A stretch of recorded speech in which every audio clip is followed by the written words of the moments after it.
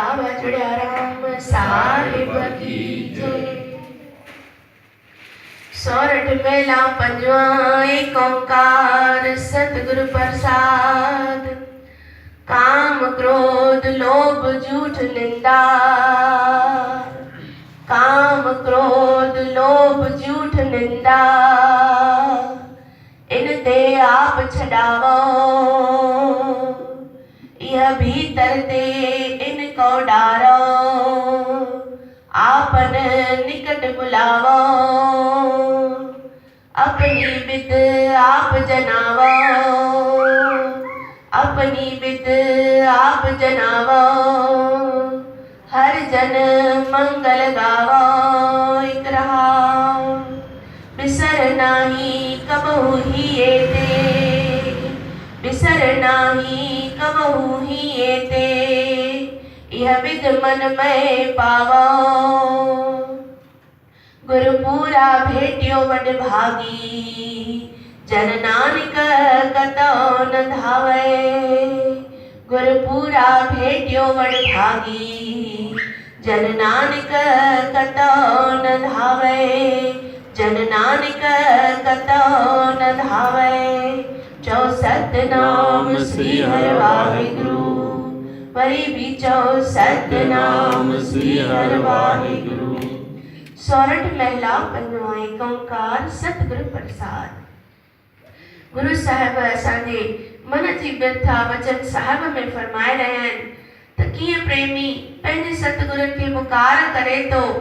काम क्रोध लोभ झूठ निंदा इन ते आप छडावो।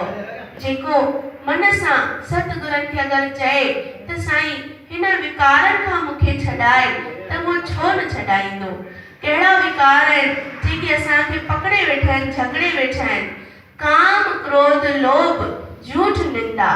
काम क्रोध लोभ मोह अहंकार में छुटी सके तो, पर कूड़ ऐं निंदा ये हिकु अहिड़ा विकार आहिनि जंहिंमें असांखे आनंद अचे थो पियो। यानी असां ॾाढा ख़ुशि था थियूं त असां कुझु सुठो कयोसीं।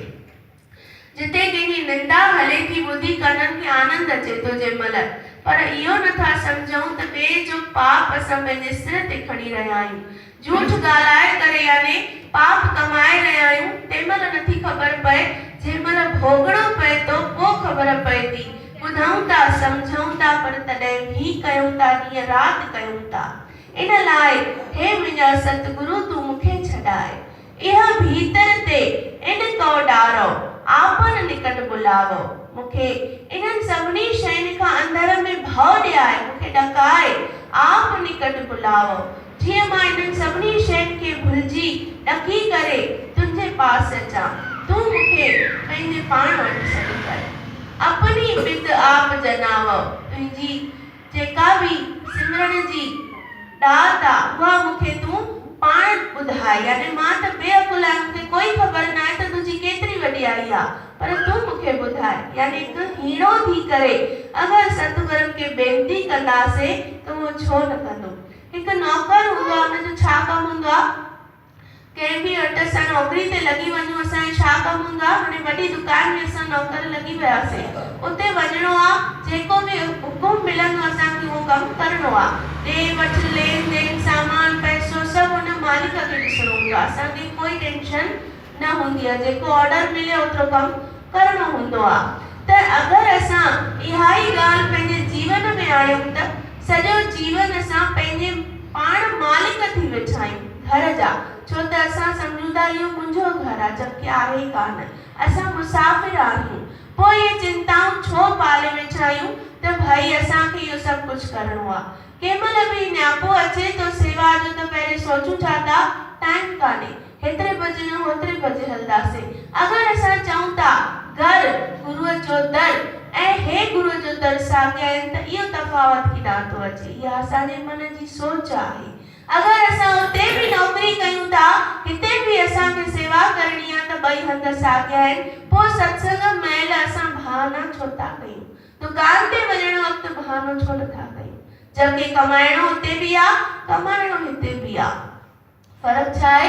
उते असां दौलत कमायूं था, हिते नाम जी दौलत कमायूं था। ॾिसो, इहो आहे मोह माया, काम क्रोध लोभ विकारनि जा अंग। असां विकार कमाइण लाइ परे नथा सुनऊं पर सच कमाइण लाइ बहाना ढूंढूं था। इन लाइ हीणो थी करे सतगुरनि खे वेनती करणी आहे, अपनी बिद आप जनावो, भई तुझी कीमत मूंखे तूं पाण ई ॼाणाए, मां त बेअकुल आहियां, मूंखे कोई अकुल कान्हे।